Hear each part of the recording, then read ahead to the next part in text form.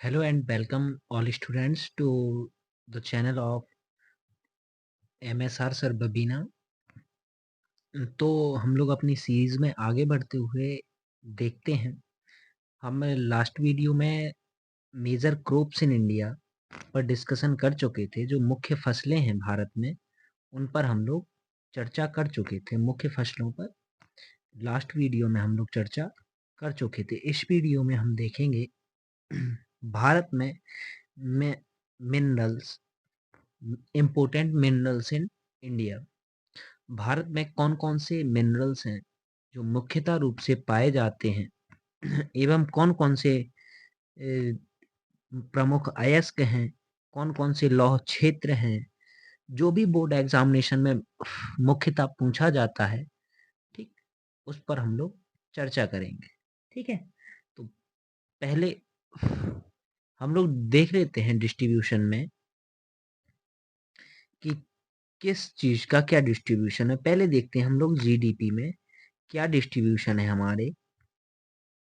हमारी जीडीपी में खनिज का क्या योगदान है, ठीक? जैसा कि आप लोग स्लाइड में देख पा रहे होंगे, हमारी जीडीपी में जो खनिज है वो वर्तमान स्थिति में ये बढ़ते हुए दिखाई दे रहा है। खनिज से जीडीपी में योगदान बढ़ते हुए दिखाई दे रहा है, यानी कि जो खनिज है, जो मिनरल्स है, हमारी जीडीपी में योगदान बढ़ा रहा है, जिससे कि यह इम्पोर्टेंट हो जाता है कि खनिज की जो इम्पोर्टेंस है वो बढ़ जाती है, ठीक है? सबसे पहले देखना है आपको कोयला उत्पादक क्षेत्र। सबसे पहले कौन से स्टेट देखेंगे? Which state in India has the largest coal reserve? Coal reserve, कोयले के जिनके पास बहुत अधिक रिजर्व हैं, जिन स्टेट्स में, उन स्टेट्स को सबसे पहले आपको देखना है। जिनमें पहला स्टेट है झारखंड। पहला स्टेट है जिनमें झारखंड। झारखंड सन 2000 तक, सन 2000 तक बिहार का ही पार्ट हुआ करता था, लेकिन यह राज्य बिहार से अलग होकर सन 2000 में बिहार से अलग हुआ। 2000 में बिहार से अलग हुआ और अलग राज्य का इसने दर्जा पाया। पहले यह बिहार का ही हिस्सा था। तब यह सारे जो कोल रिजर्व हैं ये बिहार सरकार के अंतर्गत आते थे, लेकिन झारखंड के लोगों को लगा कि उनके यहाँ से कोल निकाला जा रहा है, माइनिंग की जा रही है, परंतु उन लोगों का विकास नहीं हो रहा है, जिस कारण से झारखंड अलग राज्य बन गया। झारखंड ने अलग राज्य की मांग उठ गई और 2000 में झारखंड, सन 2000 में 2000 में झारखंड अलग राज्य बन गया।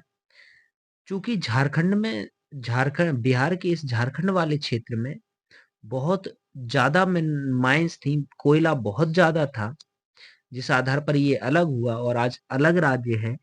और ये लार्जेस्ट कोल प्रोड्यूसिंग स्टेट है इंडिया का।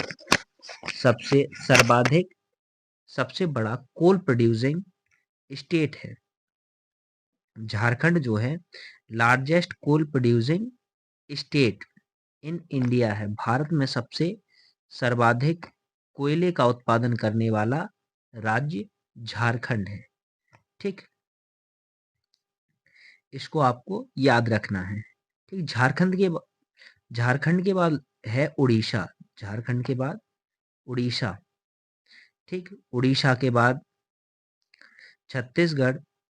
आप ये वाला जब बेल्ट देखोगे, यहाँ पर, यहाँ जो आपको बेल्ट दिख रहा होगा, ये मेनली कोल प्रोड्यूसिंग एरिया के लिए ही जाना जाता है, ठीक? ये वाला जो बेल्ट है, ये वाला बेल्ट मुख्यतः कोल प्रोड्यूसिंग एरिया के लिए ही जाना जाता है, जिसमें झारखंड, उड़ीसा और छत्तीसगढ़ प्रमुख हैं। अब जहां पर कोयला अधिक है, वहीं पर फैक्ट्रियां भी ज्यादा लगेंगी। वे फैक्ट्रियां ज्यादा वहीं पर लगेंगी जहां कोयला अधिक है। तो जब आप स्टील फैक्ट्री या इस्पात फैक्ट्री को पढ़ेंगे, इस्पात कारखानों को पढ़ेंगे, तो आप पाएंगे कि इस्पात कारखाने ज्यादातर जो लगे हुए हैं, ज्यादातर कारखाने जो हैं वो इस रीजन में ज़्यादा हैं। ज़्यादातर इस्पात कारखाने जो हैं वो इसी रीजन में है। क्यों? क्योंकि यहाँ पर लोहा जो है, जो कोयला है वो आसानी से उपलब्ध है, और लोहे की भी ज्यादातर जो कच्चे लोहे की खाने हैं वो भी इसी बेल्ट में है। तो आसानी से रॉ मटेरियल उपलब्ध है, जिससे कि कारखाने जो हैं यहाँ पर लगाए गए। ठीक है, इनमें हम राज्यों को देख लेते हैं। प्रमुख कोयला उत्पादक राज्यों में सबसे पहला है झारखंड, पश्चिम बंगाल, उड़ीसा, छत्तीसगढ़। ठीक, अगर आपको सीक्वेंस में याद रखना है तो सबसे पहला है झारखंड, फिर उड़ीसा, फिर छत्तीसगढ़, फिर मध्य प्रदेश, मध्य प्रदेश के बाद तेलंगाना। ठीक, क्लियर है? अगर आपको सीक्वेंस में याद रखना है तो सीक्वेंस में याद रखने के लिए आप लोग याद रखेंगे सबसे पहले झारखंड, झारखंड के बाद उड़ीसा, उड़ीसा के बाद वेस्ट बंगाल, वेस्ट बंगाल के बाद मध्य प्रदेश, मध्य प्रदेश के बाद तेलंगाना। ठीक, आप मेजर में इन्हीं स्टेट्स को, इन्हीं राज्यों को ध्यान में रखेंगे। ठीक, जिनमें राज्य हैं सब सर्वाधिक जो कोयला का उत्पादन करता है, सर्वाधिक जहां कोयला उत्पादित होता है वह है झारखंड, झारखंड के बाद है उड़ीसा, उड़ीसा के बाद छत्तीसगढ़, छत्तीसगढ़ के बाद वेस्ट बंगाल, और वेस्ट बंगाल के बाद तेलंगाना। ठीक, मेजर जो आपको ध्यान में रखना है वो मेजर यह बेल्ट ध्यान में रखना है कि ये वाला जो बेल्ट है, इस वाले बेल्ट में मुख्यतः कोयले का उत्पादन होता है। अन्य क्षेत्र में भी होता है, लेकिन अन्य क्षेत्र में इतना अधिक कोयले का उत्पादन नहीं है कि हम उसको अलग से डिनोट कर पाए कि इस क्षेत्र में भी कोयले का उत्पादन अधिक होता है। ठीक, नेक्स्ट चलेंगे अब कोयले क्षेत्रों का नाम देखने के लिए। भारत में प्रमुख कोयले क्षेत्र व खाने। ठीक, जो झारखंड में प्रमुख क्षेत्र है, झारखंड का जो प्रमुख क्षेत्र है उसे नाम देते हैं झरिया, उसे नाम देते हैं झरिया। झारखंड का जो प्रमुख कोयला उत्पादक क्षेत्र है उसे नाम दिया जाता है झरिया। ठीक, और जो पश्चिम बंगाल का प्रमुख कोयला क्षेत्र उत्पादक क्षेत्र है उसका नाम है रानीगंज, और जो आंध्र प्रदेश का प्रमुख कोयला उत्पादक क्षेत्र है उसका नाम है, और जो मध्य प्रदेश के दो प्रमुख कोयला उत्पादक क्षेत्र हैं जिसमें से एक का नाम है सिंगरौली और एक का नाम है पंचवटी। ठीक, एक का नाम है सिंगरौली और एक का नाम है पंचवटी, जो मध्य प्रदेश के प्रमुख कोयला उत्पादक क्षेत्र हैं। ठीक, झारखंड में झरिया, पश्चिम बंगाल में रानीगंज, आंध्र प्रदेश में पंचवटी मध्य प्रदेश, और सिंगरौली भी मध्य प्रदेश। ठीक, आगे चलेंगे। आगे है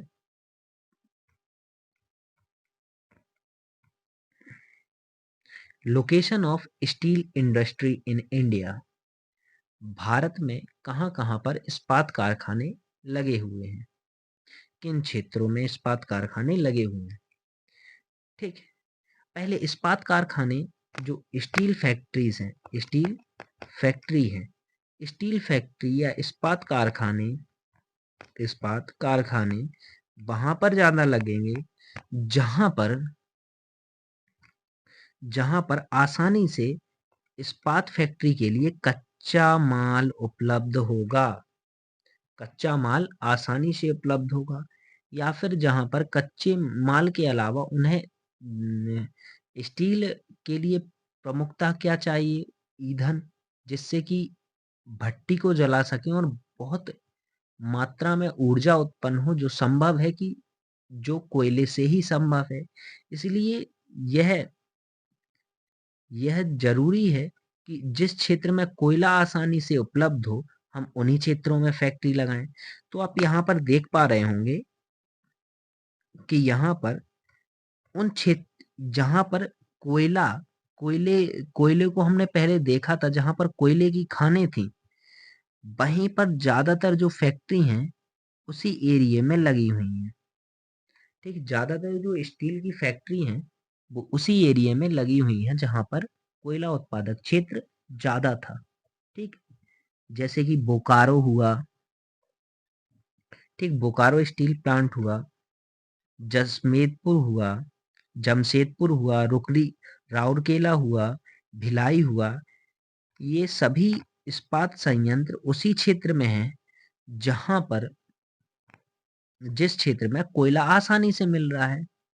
आप देख रहे होंगे आपको फिर इस क्षेत्र के बाद कहीं पर भी इतने कम डिस्टेंस पर आपको दिखाई नहीं दे रहे होंगे, इतने कम डिस्टेंस पर कि स्टील प्लांट हों।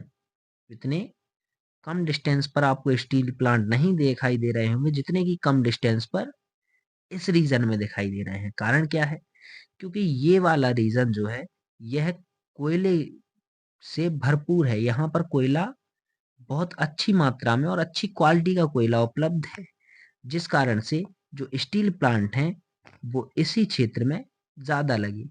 और पहले जब भारत आज़ाद हुआ तो सबसे पहले इसी पर जोर दिया गया, प्रथम पंचवर्षीय योजना में, कि ज़्यादा से ज़्यादा हम उद्योग लगाएँ, उद्योग पर ध्यान दें।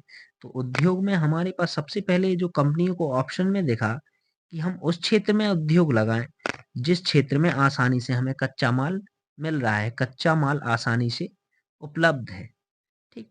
तो सबसे पहले उसी क्षेत्र में कंपनियों ने लगाना स्टार्ट किए, जिसमें प्लांट लगाए गए बोकारो, जशमेदपुर, राउरकेला, ठीक? दुर्गापुर स्टील प्लांट, ठीक है? ये वो स्टील प्लांट हैं जो स्टील प्लांट लगे हुए हैं उस एरिया में जहां पर कोयला अच्छे से है। बाकी आपको बाकी आपको जो दिखाई दे, नेक्स्ट आपको ध्यान में रखना है steel industry, location of steel industry in India, ठीक? सबसे पहले इसमें आपको ध्यान में रखना है उस क्षेत्र को, उस रीजन को जहां पर कोल प्रोड्यूसिंग स्टेट हैं। कोयले का उत्पादन जिन क्षेत्रों में अधिक होता है, कोयले का उत्पादन अधिक जिन क्षेत्रों में होता है, उन क्षेत्रों को पहले आपको ध्यान में रखना है। और मेनली आप लोग इन्हीं क्षेत्रों की इंडस्ट्री को याद रखना, क्योंकि जो इंडस्ट्री पूछी जाएंगी 10th क्लास में वो इसी क्षेत्र से पूछी जाएगी, आपसे देश के अन्य क्षेत्रों में आपको नहीं लेके जाएगा। और मुख्य जो इंडस्ट्री हैं वो कोयले की इसी क्षेत्र में हमें देखने को मिलती हैं, ठीक? सबसे पहली जो इंडस्ट्री है वो है बोकारो, बोकारो स्टील प्लांट, दुर्गापुर, दुर्गापुर के बाद जसमेदपुर, जसमेद के बाद राउरकेला, राउरकेला के बाद भिलाई, भिलाई के बाद चंद्रपुर, चंद्रपुर के बाद विशाखापट्टनम राष्ट्रीय इस्पात निगम, ठीक? विशाखापट्टनम राष्ट्रीय इस्पात निगम, एक सेलम आपको ध्यान में रखना है। अब इनके जो स्टेट्स हैं ना वो हमने जानबूझ के डिनोट नहीं किए, क्योंकि आपको पहले से आपने होप प्रैक्टिस करके रखी होगी, ठीक? तो आपको इनके स्टेट्स के नाम ना खुद से फिल करने हैं, अपने मैप में फिल करेंगे, या फिर आप लोग इनके मैप जो स्टेट्स हैं ना लोकेशन ऑफ स्टील इंडस्ट्रीज के, वो कमेंट में आप लोग लिख देंगे, ठीक? आगे आगे है मिनरल्स मैप। मिनरल्स मैप में मुख्य मुख्य मिनरल्स कहाँ कहाँ पर हैं, कौन कौन से हैं, ठीक है? जिनमें आपको ज़्यादा मैप याद नहीं रखने हैं, आप खाली वो मिनरल्स याद रखें जो इम्पोर्टेंट है, ठीक है? या फिर जो ज़्यादा से पूछे जा सकें। जैसे कोल हुआ तो कोल का हम सेपरेट देख चुके हैं। आयरन हुआ, ठीक? आयरन हुआ तो आयरन भी उसी क्षेत्र में ज़्यादा पाया जाएगा जहाँ पर कोल पाया जा रहा है पहले से, ठीक? कॉपर हुआ, बॉक्साइट हुआ, मैग्नीज हुआ, ठीक? इनको ज़्यादा देखने की ज़रूरत नहीं है, ठीक? इसमें आपको ब्लैंक मैप दिया गया है जिसमें स्टेट्स नहीं दिखाए गए हैं, ठीक? मिनरल बेल्ट दिखाई गई है। देखिए मेन मिनरल बेल्ट में आपको एरियाज दिख रहे होंगे, यही वाला झारखंड और छत्तीसगढ़ वाला एरिया है, यहाँ पर महाराष्ट्र वाला एरिया है, ठीक? यहाँ पर गुजरात से होते हुए राजस्थान तक वाला एरिया है, और ये वाला मिनरल बेल्ट में यहाँ पर एरिया है नॉर्थ ईस्ट का, असम, ठीक, और अरुणाचल प्रदेश में। क्लियर है? अब यहाँ पर कैसे है, तो देखो आप लोग, जब मिनरल्स को देखते हो आप लोग, तो आप लोग पाओगे कि वहीं पर मिनरल्स ज़्यादा हैं जहाँ पर या तो कोस्टल एरिया के नज़दीक है, ठीक, या तो कोस्टल एरियाज के नज़दीक हैं मिनरल बेल्ट्स। मिनरल बेल्ट्स और एक सीक्वेंस में है, कहीं ना कहीं एक सीक्वेंस में है। क्या कारण है कि मिनरल्स बेल्ट यहीं पर बनी, ठीक? तो ऐसा कहा जाता है कि जब वेस्टर्न घाट का जब निर्माण हो रहा था, जब वेस्टर्न घाट का निर्माण हो रहा था, उस समय प्लेट टेक्टोनिक इवेंट हुआ, जिसके कारण ज्वालामुखी विस्फोट हुआ। ज्वालामुखी विस्फोट के कारण इस क्षेत्र में, जहां पर आज मुंबई है, महाराष्ट्र, महाराष्ट्र वाले क्षेत्र में एक बहुत ही विशाल ज्वालामुखी विस्फोट हुआ। जब इस क्षेत्र में ज्वालामुखी विस्फोट हुआ, तो इस क्षेत्र से यहाँ पर हाई टेम्परेचर का एरिया बन गया, ठीक, हाई टेम्परेचर का एरिया बन गया इस एरिया में, जिससे कि यहाँ पर जो ज्वालामुखी के लावा के नीचे जो जीव आए, जो ज्वालामुखी के लावा के नीचे जो जीव आए, ठीक, ज्वालामुखी का जब विस्फोट हुआ, तो जो भी जीव ज्वालामुखी के लावा के नीचे आए, जिन जीवों जो जीव लावा के नीचे दब गए और जिन्हें ऑक्सीजन बिल्कुल ही नहीं मिली, जिन्हें ऑक्सीजन बिल्कुल ही नहीं मिली, वो जीव बन गए जीवाश्म के रूप में पेट्रोल, पेट्रोल या ऑयल, ठीक। और जिन जीवों को, जिन जैसे जो जीव दबे और कुछ ऑक्सीजन उन्होंने ले लिया, या फिर कुछ ऑक्सीजन कुछ मात्रा में उन्हें मिल गया दबने के साथ, तो वो बन गए कोल, वो बन गए कोल, वो बन गया कोयला, ठीक। जिन जो जीव दोनों ही एक ही प्रक्रिया से बने हैं, दोनों की प्रक्रिया सेम थी। ज्वालामुखी में, ज्वालामुखी जो था उसमें विस्फोट हुआ, ज्वालामुखी में विस्फोट हुआ, और जो जीव ज्वालामुखी के लावा के नीचे दबे, ज्वालामुखी के लावा के नीचे जो जीव दबे, जो लावा के नीचे दब के रह ही गए, उन्हें कोई ऑक्सीजन नहीं मिला, क्योंकि हाई टेम्परेचर हो गया और हाई प्रेशर हो गया। जब हाई टेम्परेचर हो गया, जब हाई टेम्परेचर हो गया और हाई प्रेशर हो गया, हाई टेम्परेचर और हाई प्रेशर, हाई प्रेशर और हाई टेम्परेचर हो गया, ठीक। लेकिन जिस भी वनस्पति या जीव को ऑक्सीजन मिल गई, वो तो बन गया कोल, वो तो बन गया कोल, वो बन गया कोयला, वो बन गया कोयला, जिसे ऑक्सीजन थोड़ी बहुत मिल गई। और जिसे बिल्कुल भी ऑक्सीजन नहीं मिल पाई, जिसे बिल्कुल भी ऑक्सीजन नहीं मिल पाई, वो बन गया ऑयल, वो बन गया तेल, ठीक। जिसे थोड़ी बहुत ऑक्सीजन मिल गई वो बन गया कोल, और जिसे ऑक्सीजन बिल्कुल नहीं मिली वो बन गया ऑयल, ठीक। अब देखते हैं ऑयल प्रोड्यूसिंग एरियाज, ठीक। Oil, Indian Indian oil fields, Bharat के ऑयल उत्पादक क्षेत्र, ठीक। जिसमें सबसे पहले आ जाता है डिगबोई असम, असम का डिगबोई क्षेत्र, ठीक, डिगबोई क्षेत्र असम का, जहां पर पहली बार ऑयल खोजा गया था भारत में, भारत में कहीं पहली बार ऑयल खोजा गया था, तेल की खोज की गई थी, तो वो था डिगबोई असम, ठीक। फिर आ जाता है मुंबई हाई वाला क्षेत्र, मुंबई हाई, मुंबई हाई वाला क्षेत्र आ जाता है, इस क्षेत्र में जो मुंबई हाई वाला क्षेत्र है, यहाँ पर जो ज्वालामुखी विस्फोट हुआ, ठीक, यहाँ पर जो ज्वालामुखी विस्फोट हुआ, वह समुद्र में हुआ था, ठीक, समुद्र में हुआ था और समुद्र में जो जीव थे वो लावा के नीचे दब गए और वो ऑयल में बदल गए। परंतु जो जीव आ चुके थे कहाँ, जो जीव दबे इस क्षेत्र के ऊपर, ठीक, उन्हें कुछ मात्रा में ऑक्सीजन मिला जिस कारण से वो बन गया कोयला। तो आपने देखा कि कोयला क्षेत्र भी इस एरिया में है, ठीक, इस एरिया में कोयला क्षेत्र भी है और ज्वालामुखी फटने के साक्ष्य इससे और ज्यादा पुख्ता होते हैं कि यहाँ इस क्षेत्र में पाई जाती है काली मिट्टी, ठीक, क्लियर है। गुजरात में है कालोल और अंकलेश्वर। कालोल और अंकलेश्वर जो ऑयल उत्पादक क्षेत्र है वो है गुजरात में। गुजरात में है कालेश्वर और अंकलेश्वर।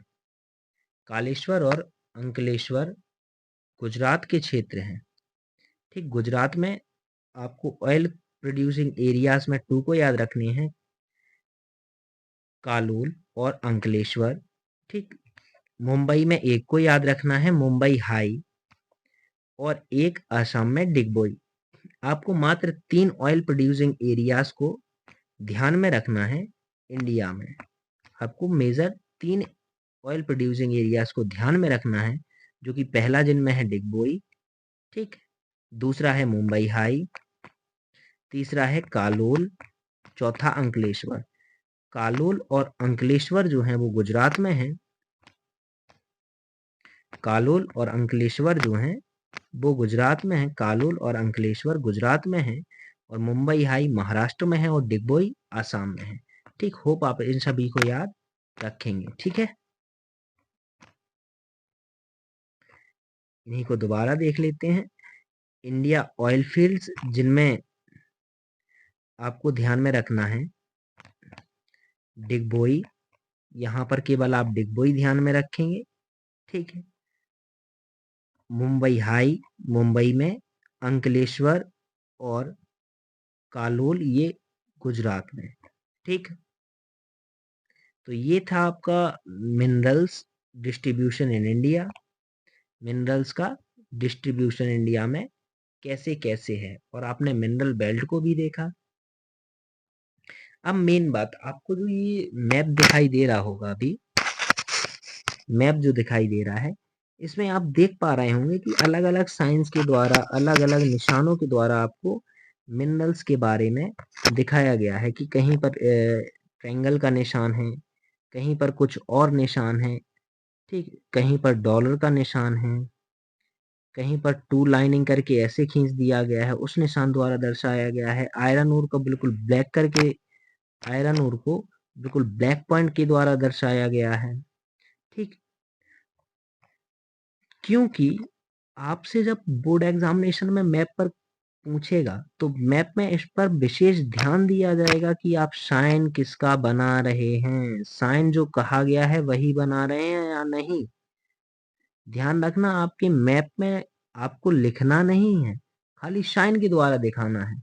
ऐसा नहीं है आप कोयला क्षेत्र में लिख दें कि ये कोयला क्षेत्र झारखंड का है, झारखंड, झारखंड लिख डालो उसमें। मैप में आपको कुछ नहीं लिखना है, मैप में खाली जो नीचे आपको ये साइन दिखाई दे रहा है ना, सेम इसी की तरह कहा जाएगा, क्वेश्चन दिया जाएगा, उस क्वेश्चन में साइन बना दिया जाएगा कि हमको आप इस साइन के द्वारा दर्शाओ, या सर्कल बनाओ, या कुछ ऐसा बना के दर्शाओ, ठीक। ऐसे आपको रीजन्स को दर्शाने हैं, ठीक। इस प्रकार से आप रीजन्स को दर्शाएंगे, ठीक। फिर आप लोग अपने पेपर को सॉल्व करेंगे। मैप वर्क में विशेष ध्यान देना कि पूछा जा रहा है जिस बिहाफ पर, उसी पर हम लोग काम करें, ठीक है। तो ये मैप वर्क इससे लगभग फुल कवर होता है। गांधी जी द्वारा जो सत्याग्रह, जो आंदोलन किए गए, वो हम अगली मैप क्लास में देखेंगे और फिर आपका इससे ज्यादा मैप नहीं पूछेगा। और हो सकता है कैपिटल्स पूछ ले किसी स्टेट्स की, तो वो तो आप पहले ही देख चुके हैं। जहां स्टेट है उसके सेंटर पॉइंट पर आप बेझिझक उसकी कैपिटल डिनोट कीजिए। इतना वो केवल ये देखना चाहता है कि आपको मैप की समझ है या नहीं। जो एग्जामिनर मेन आपको देखना चाहता है कि आप क्या हैं। जो बच्चा है उसे मैप के बारे में समझ है या नहीं, बस एग्जामिनर ये देखना चाहता है। वो ये चेक नहीं करना चाहता है कि आप बिल्कुल ब्रिलियंट बच्चे हो या नहीं, मैप में बिल्कुल एक्यूरेट भर रहे हो या नहीं। नहीं, आप अभी 10th क्लास में हैं, तो बेसिकली एग्जामिनर आपसे चाहता ये है कि आपको मैप की बस समझ हो और कुछ नहीं। तो आप ज़्यादा नहीं, आपको ने स्टेट से याद किए हैं। स्टेट याद करने के बाद आप प्रत्येक स्टेट, अगर आपको ध्यान है तो अगर किसी भी स्टेट की कैपिटल पूछी जाती है, आप उसकी सेंटर पॉइंट पे डिनोट कराएं, थोड़ी यहाँ वहाँ चलेगी, कोई दिक्कत नहीं। ठीक, तो मिलते हैं हम लोग कल नेक्स्ट वीडियो में। तब तक के लिए आप लोग अपनी पढ़ाई को और ज़्यादा दुरुस्त करें, क्योंकि एग्जामिनेशन बहुत पास आ चुके हैं। और एग्जामिनेशन पास हों तो चिंता तो होती ही है। ठीक।